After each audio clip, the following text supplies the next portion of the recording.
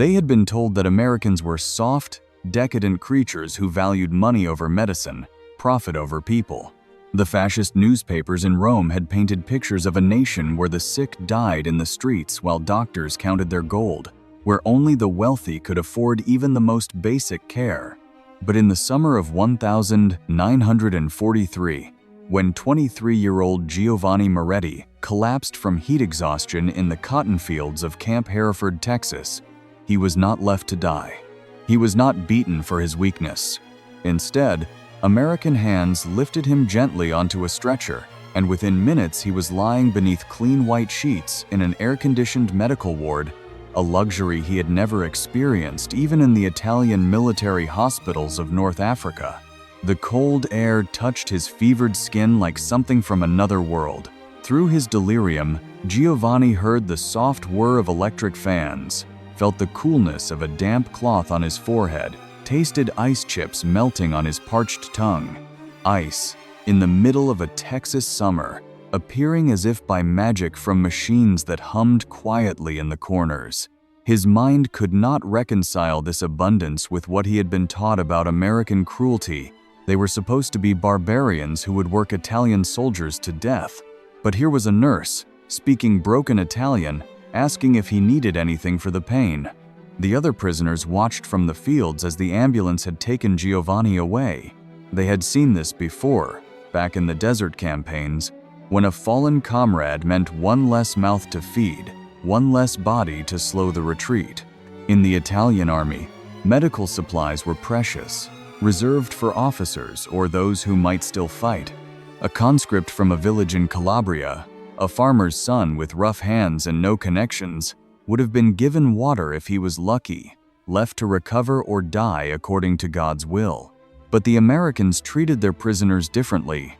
Word spread through the barracks that night that Giovanni was not only alive but recovering in comfort that exceeded anything most of them had known as free men. It was not just the technology that stunned them, though the X-ray machines and surgical equipment seemed like artifacts from a future century. It was the assumption, so casual and complete, that every person deserved care. When Antonio Rossi developed an infected tooth, he tried to hide it for days, remembering how his own uncle had died from such an infection because there was no dentist for 50 kilometers and no money to pay one if there had been. He worked through the swelling, through the fever, until an American guard noticed his distorted face and insisted he report to the medical building. Antonio protested, tried to explain through gestures that he was fine, that he could work. The guard looked at him with something between confusion and concern, as if the very idea of refusing medical treatment was incomprehensible. The dental chair terrified Antonio more than any battlefield had. In his village, tooth extraction meant the blacksmith's pliers and a bottle of grappa, if you were fortunate. But the American dentist injected something that made the entire side of his face numb, a miracle that Antonio had heard existed in big cities but had never believed he would experience. The infection was drained, the tooth saved, antibiotics prescribed, pills that cost more than his family earned in a month, handed to him in a small white envelope as if they were nothing special. He held that envelope in his hands that night, turning it over and over, trying to understand a world where such medicine was wasted on enemies. The prisoners had been taught that suffering made men strong, that endurance in the face of pain was noble, that the soft Americans could never understand the hard truths of life that Italians had learned through centuries of poverty and struggle. But here were their captors, eliminating suffering with an almost casual efficiency. When Enzo Benedetti arrived at Camp Hereford with tuberculosis scars on his lungs, the legacy of damp winters in an unheated house, he expected to be rejected, perhaps shot. Instead, he was quarantined, tested, treated with drugs he could not pronounce. The American doctor, speaking through an interpreter, explained the treatment protocol as if Enzo were a patient in a civilian hospital, not a captured enemy soldier who had once fired on American troops. The cognitive dissonance grew with each passing week. These men had marched for Mussolini, had believed in the glory of the new Roman Empire, had been convinced that fascism represented strength, while democracy bred weakness. Yet here was democracy's medical system, treating them with a thoroughness that the fascist state had never provided its own citizens. When news arrived that Italy had switched sides, that Mussolini had fallen, that everything they had fought for was crumbling, many found themselves more disturbed by the implications for their future healthcare than by the political upheaval. What would happen when they were sent home? Would they return to villages where a broken bone meant permanent disability, where childhood diseases claimed half the children before age 5? Letters home became exercises in careful omission. How could Giovanni explain to his mother that his appendicitis, which would have killed him in their village, had been treated with surgery so precise that the scar was barely visible? How could he tell her about the anesthesia that had made him sleep through the entire operation, when she had bitten through a leather strap while giving birth to all 8 of her children? He wrote instead about the food, the work, the weather, anything but the medical marvels that would make her current suffering seem unnecessary and cruel. The American medical staff seemed unaware of the psychological impact of their routine care. To them, treating prisoners according to Geneva Convention standards was simply following regulations. They did not understand that for men from the Mezzogiorno, from villages where the nearest doctor was a day's walk away, their casual competence felt like a rebuke to everything these prisoners had been told about their own superiority. The fascist ideology had promised them glory and empire to compensate for their poverty. But what glory could compare to insulin for diabetics, surgery for hernias, eyeglasses for those who had squinted through half their lives? Some prisoners began to break, not from torture or deprivation, but from kindness that undermined everything they had believed.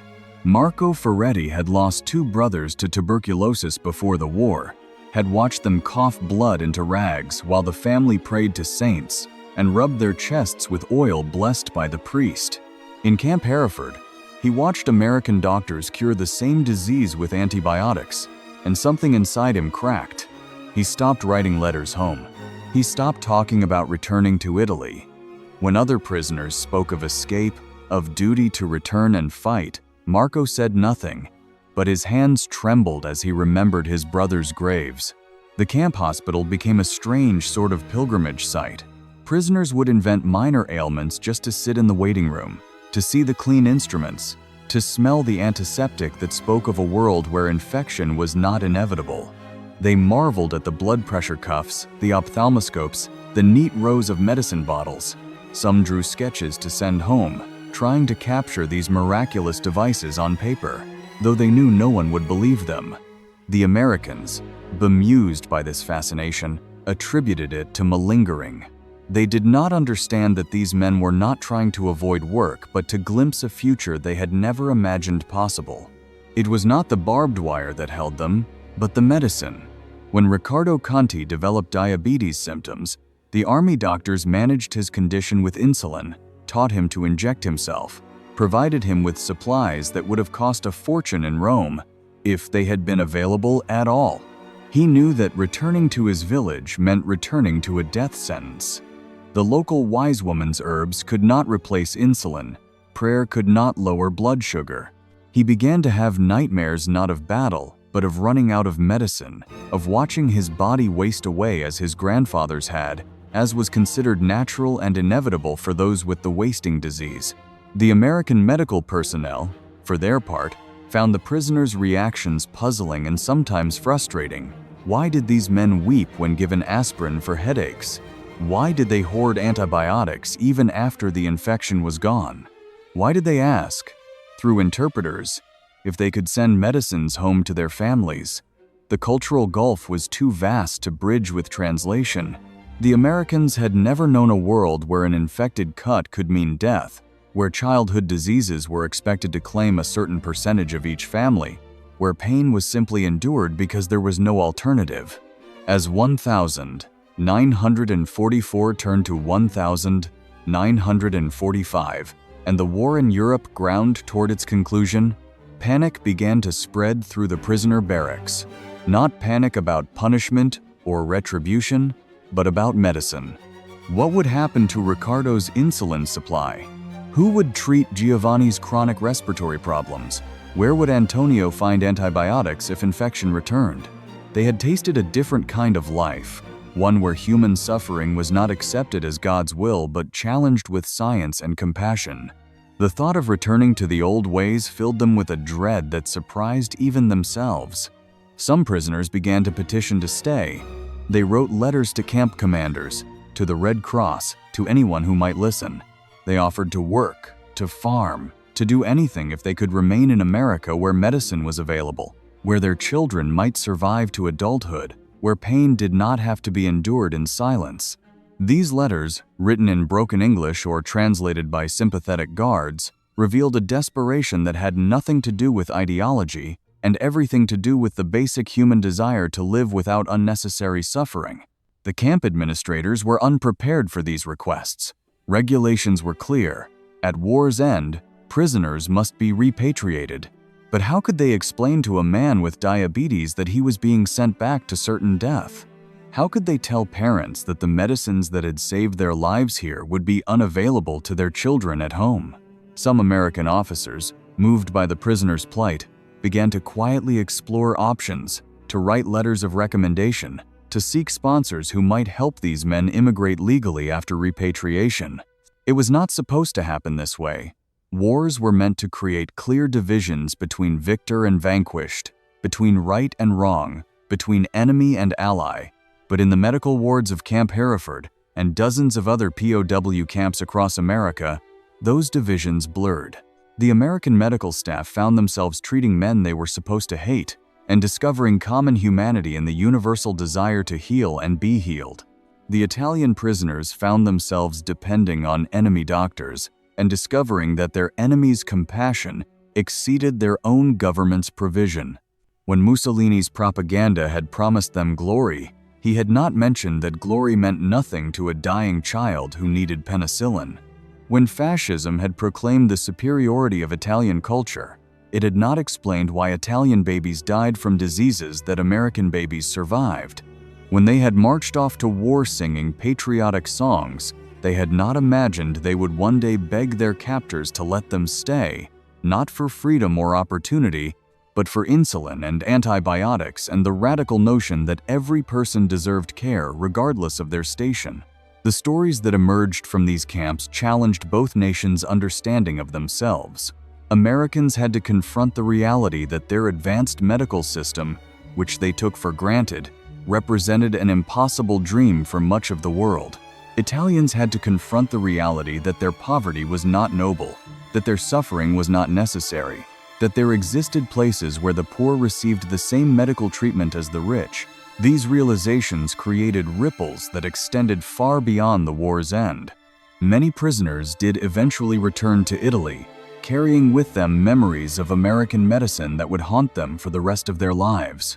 They became advocates for healthcare reform, voices for change in a country slowly rebuilding from fascism's ruins. They told stories that sounded like fantasy to their neighbors. Machines that could see inside the body, medicines that could cure ancient diseases, doctors who treated prisoners like patients. Some were believed, others dismissed as American propaganda, but the seeds of possibility had been planted. Others found ways to return to America through immigration programs and sponsorships, bringing their families to the land of antibiotics and X-rays. They settled in cities where Italian communities already existed, but they carried with them a different story than earlier immigrants. They had not come for streets paved with gold, but for hospitals stocked with medicine. They had not fled poverty, but mortality itself. Their American dream was measured not in dollars, but in insulin units, not in acres, but in antibiotics. Giovanni Moretti was among those who returned. 5 years after his collapse in the Texas cotton field, he stood in a Brooklyn hospital watching his son being born. The delivery room was clean, sterilized, equipped with devices to monitor the baby's heartbeat and the mother's blood pressure. His wife received anesthesia for the pain, antibiotics to prevent infection, care that would have seemed miraculous in the village where Giovanni himself had been born. As he held his healthy son, Giovanni thought of his 2 brothers who had died in infancy, of his sister lost to childbed fever, of all the unnecessary deaths that had been accepted as fate. His son would grow up in a world where such deaths were preventable, where medicine was a right rather than a privilege, where being born poor did not mean accepting preventable suffering. The American medical personnel who had treated these prisoners rarely knew the long-term impact of their care. To them, they had simply been following protocols, doing their jobs, treating patients as they had been trained to do. They did not realize they had been ambassadors for a different way of organizing society, witnesses to the radical proposition that healthcare should be universal, that suffering should be alleviated wherever possible, that enemies deserved the same medical treatment as allies. Their routine competence had shattered worldviews, changed life trajectories, planted seeds of possibility in minds that had never dared imagine such abundance. It was not the bombs that defeated fascism's hold on these men's minds, but the bandages. Not the propaganda, but the penicillin. Not the military might, but the medical care. They had been told that democracy made nations weak, but they had experienced democracy's strength in the form of insulin and antibiotics freely given to enemy prisoners. They had been told that Americans were materialistic and shallow, but they had experienced American materialism in the form of X-ray machines and surgical equipment that saved lives. They had been told that suffering built character, but they had discovered that alleviating suffering built something more precious: hope. The letters they sent home during those years of captivity became historical documents, testimonies to a peculiar form of conversion. These were not political conversions, though many did abandon fascism. They were conversions to the belief that human beings deserved care, that suffering was not noble when it could be prevented, that a society's greatness could be measured by how it treated its most vulnerable members, including enemy prisoners. The medical care they received as POWs became their standard for civilization itself. Years later, when historians interviewed surviving prisoners about their time in American camps, the stories that emerged surprised those expecting tales of hardship and resentment. Instead, they heard about appendectomies performed with skill and care, about eyeglasses that restored sight, about dental work that ended years of pain. They heard about men who had tried to extend their prisoner status to continue receiving medical care, who had calculated that captivity with healthcare was preferable to freedom without it. These were not the stories that fit neat wartime narratives, but they were the stories that revealed war's strangest truths. The camp at Hereford closed in 1946, its barracks dismantled, its medical facilities redistributed, but its impact continued in the lives of men like Giovanni, Ricardo, and Antonio, who carried with them the memory of a place where enemies were treated as humans deserving of care. They had experienced something that transcended politics and nationality: the radical compassion of medicine properly practiced, the democracy of disease and treatment, the universal human right to healthcare that America, almost accidentally, had demonstrated. In their villages and towns across Italy, these men became different kinds of veterans. They did not tell war stories of glory and heroism, but medical stories of surgery and antibiotics. They did not show war wounds, but surgical scars that had healed cleanly. They did not speak of defeating enemies, but of being saved by them. Their experiences challenged not only their own beliefs, but their community's understanding of what was possible. If Americans could provide such medical care to enemy prisoners, why could Italy not provide it to its own citizens? The irony was profound and unresolvable. They had gone to war for an ideology that promised strength through suffering, only to discover that their enemies had built strength by eliminating unnecessary suffering. They had fought for a system that glorified endurance, only to be captured by a system that saw no glory in preventable pain. They had risked their lives for leaders who told them that democracy was weakness, only to have their lives saved by democracy's medical infrastructure. These contradictions could not be reconciled, only lived with, carried like chronic conditions that flared up whenever they saw a sick child who could have been saved with American medicine. Some nights, Giovanni would dream he was back in the camp hospital, feeling the cool air conditioning on his fevered skin, hearing the quiet efficiency of American medical care. He would wake in his Brooklyn apartment, check on his sleeping children, and feel a gratitude so complex it approached grief. Gratitude for his family's access to health care, grief for all those still dying from preventable causes, gratitude for his capture by Americans, grief for a world where such capture represented salvation. He had become living proof of war's strangest truth. Sometimes the enemy's mercy exceeds the homeland's provision. The last surviving prisoners from camps like Hereford are gone now, but their medical records remain, testimonies to routine treatments that felt like miracles, to standard procedures that changed worldviews, to the quiet revolution of competent healthcare, delivered without regard for uniform or nationality. These records tell a different story of World War II, one measured not in battles won but in lives saved, not in territory conquered but in suffering alleviated. They remind us that while war reveals humanity's capacity for destruction, it can also reveal, in unexpected places like POW camp hospitals, our capacity for healing. Perhaps this is why some prisoners wept when the war ended, not from joy at liberation, but from fear of returning to a world where their children might die from treatable diseases. Perhaps this is why some begged to remain in captivity rather than return to freedom without medicine. Perhaps this is why their stories matter. They reveal that human dignity is not abstract but physical, not philosophical but pharmaceutical, not about grand ideologies but about insulin and antibiotics, and the simple recognition that every person deserves care. They had learned, in the most unlikely classroom of a Texas POW camp, that healthcare was not charity but justice, not luxury but necessity, not privilege but right. And there were thousands more stories like this, waiting to be remembered.